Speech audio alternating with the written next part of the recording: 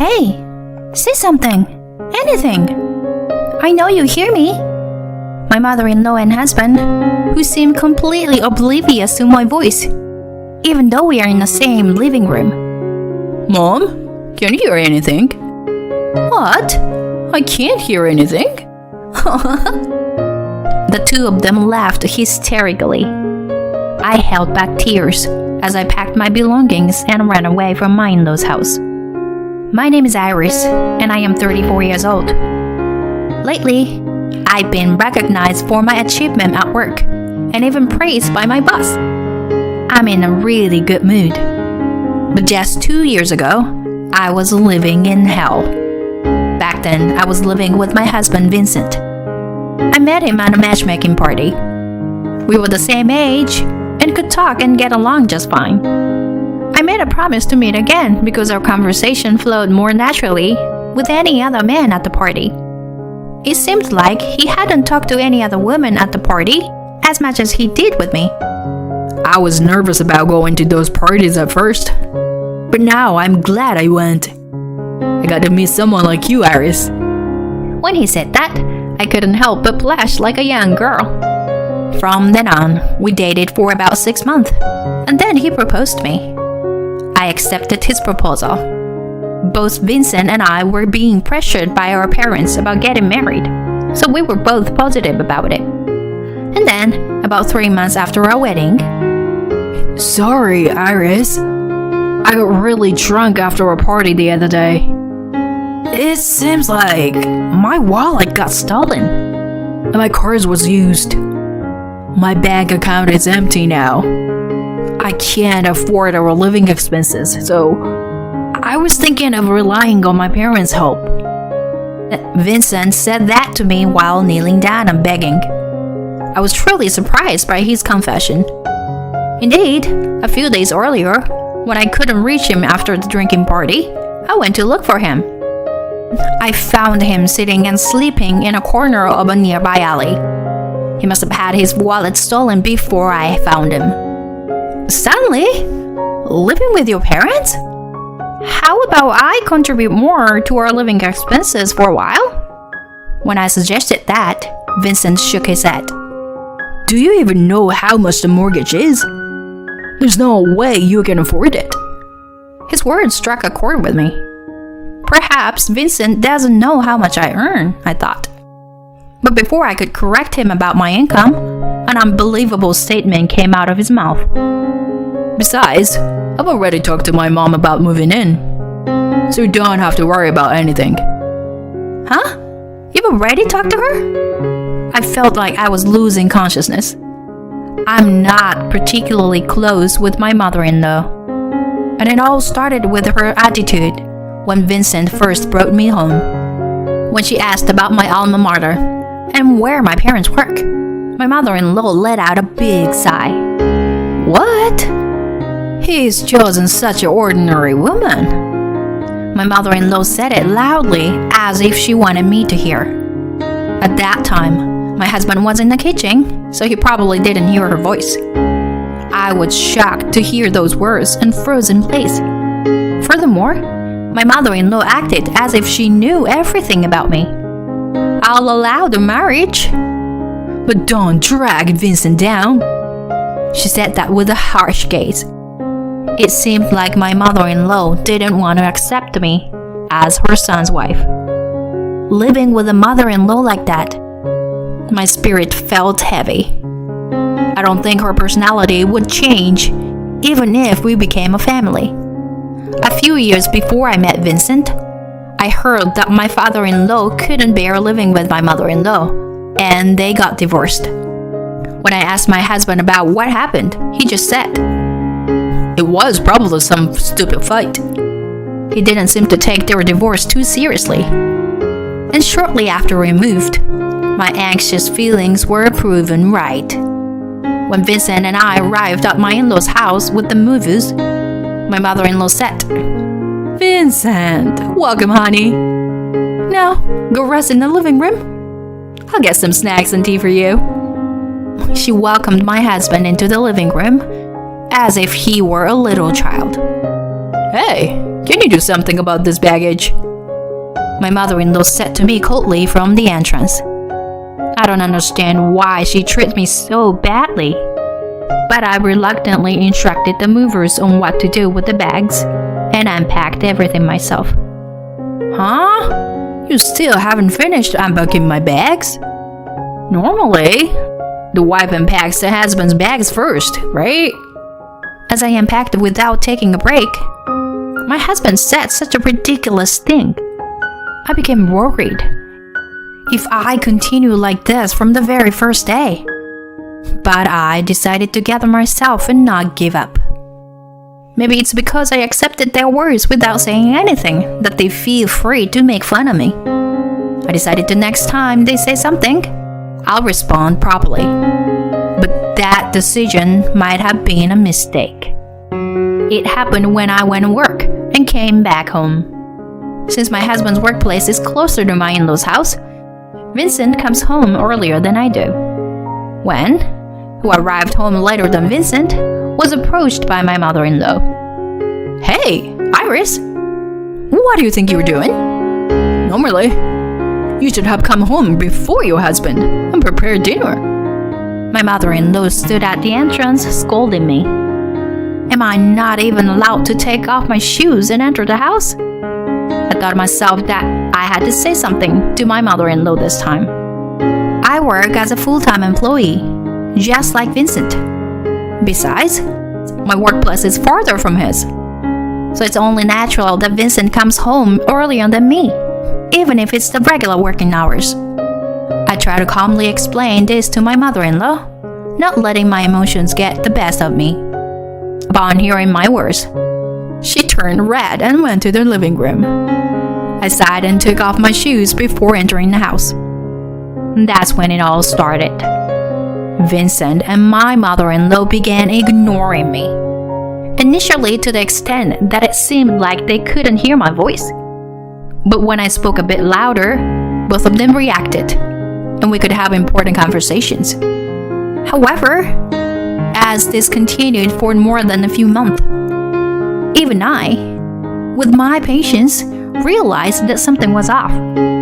Could it be that they were purposely avoiding me? I asked Vincent about it when we were alone, and he gave me an exasperated look and responded, That can't be true, right? You're just being paranoid. However, after that, the blatant disregard from my husband and mother-in-law became even more apparent. Vincent, I want to talk about our finances this month. Even when I try to initiate a conversation, my husband would ignore me. Thinking that maybe he didn't hear me, I raised my voice, but he just stood up and went to his room. My mother-in-law did the same, not even attempting to look in my direction. When I called out multiple times, she raised the volume of the TV, drowning out my voice. The TV was so loud that I covered my ears and left the room. I couldn't understand the reason behind all of this, and these days I felt increasingly down. Nonetheless, I continued to do household chores like laundry, cleaning, and cooking. I believed that if I remained silent, they would eventually start talking to me properly. But 1 year had passed since Vincent and I moved into my in-laws' house. At that time, I met someone through work who made me question things about Vincent. I wanted to ask my husband about it, but as usual, he didn't respond to me. Hey, can you say something? Anything? You can hear my voice, right? We're all in the same living room. There's no way they can't hear me.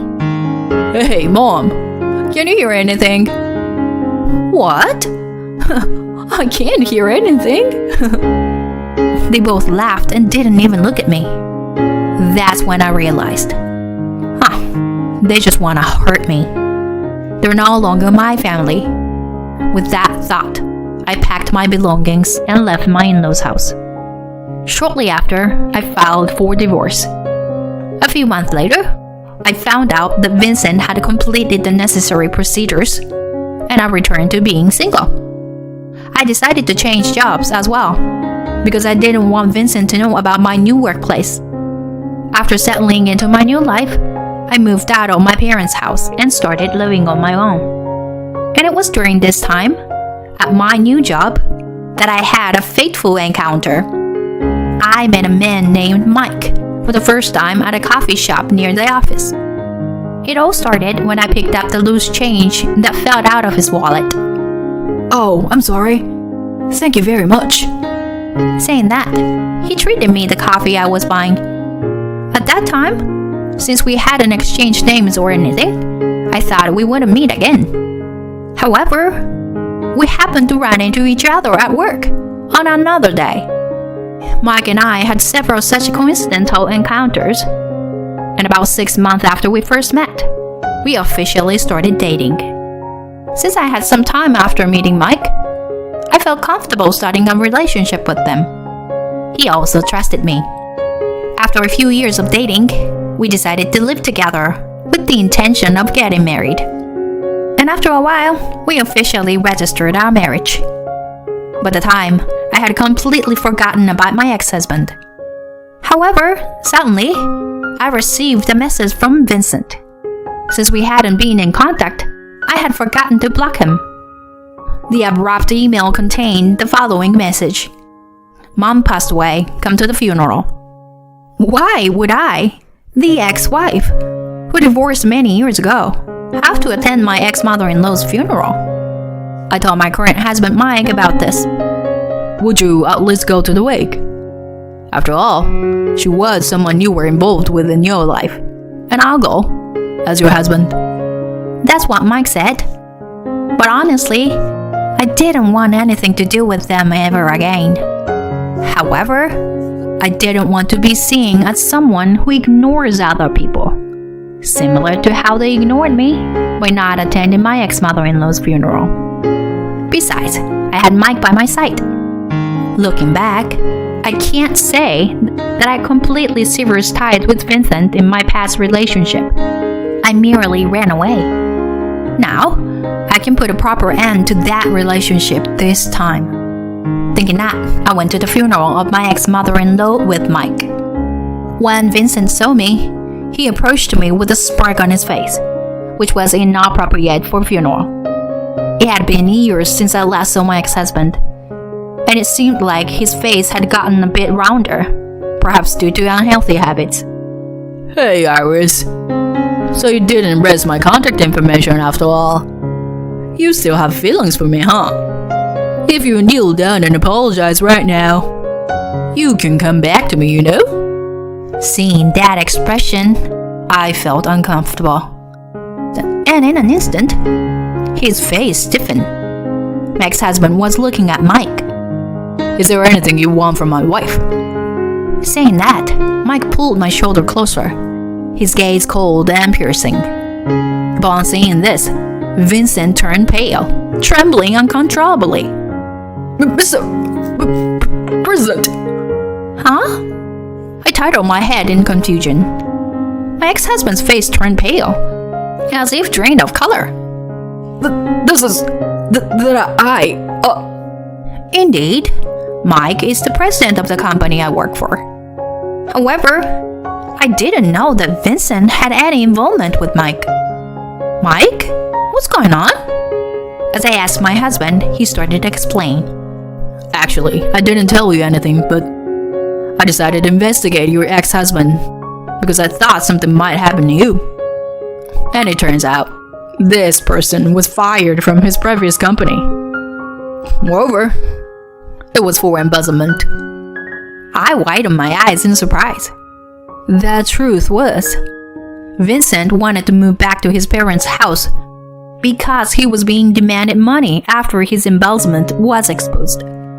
Unaware of that, we started living with his mother. And sometime later, I heard from an acquaintance that Vincent had been fired from the company. I tried to confront him about it, but he and my mother-in-law continued to ignore me. So I thought it was hopeless and ran away from home. So, I was picked up by the company I'm currently working for. Mr. Smith here, the president, is a major business partner of our company. My ex-husband, sweating profusely, Then Mike, who was next to me, continued. Until now, I've turned a blind eye to what you did to my wife. Well, you and Iris are divorced now, so I try not to bring personal matters into my work. Yes, thank you. So, does that mean our business dealings will continue as it is? He, who had acted superior towards me, was now trembling like a small animal. Then I looked around. It seemed that Vincent's boss was also in attendance, and he approached us in a flustered manner. Mr. Smith, to meet you here? Anything wrong? Wiping his head with a handkerchief, Vincent's boss asked Mike. Mike let out a sigh and replied, Actually, my wife divorced this man several years ago. And at that time, he and his mother treated her so badly. When he called her to the funeral, saying she should come, I got worried about my wife and came with her. Is that true? Then he grabbed Vincent's shoulder. Vincent was avoiding eye contact as he was being questioned. And today, when he noticed my wife, he immediately told her to kneel if she wanted to remarry him. I'm glad I came with my wife. You? How dare you? Vincent's boss seemed like he was about to attack him. I have no intention to further humiliating my wife, so we'll leave now. I don't intend to speak ill of the deceased, but she treated my wife horribly, so there's no need for greetings, right? We are truly sorry. I will never let this guy bother you anymore. My ex-husband was in a daze on the spot. In that state, he wouldn't be able to handle the role of the chief mourner. Well, it has nothing to do with me and Mike anymore. A few days later, actually, I received a call from that trading company. It seems your ex-husband was fired. Mike spoke up. Huh, fired? Yeah. They said he was fired without me even saying anything. They apologized for making you uncomfortable as well. It seems he was embezzling expenses at his current company too. People never change, huh? I couldn't help but sigh. Being married to someone like that, it's the worst, I said, and Mike laughed. Well, it's because of that divorce that I was able to meet you, my husband said with a smile, and I couldn't help but laugh along. In the next spring, a new family member will arrive. I want to build an even happier family with my kind husband and look forward to the birth of our child.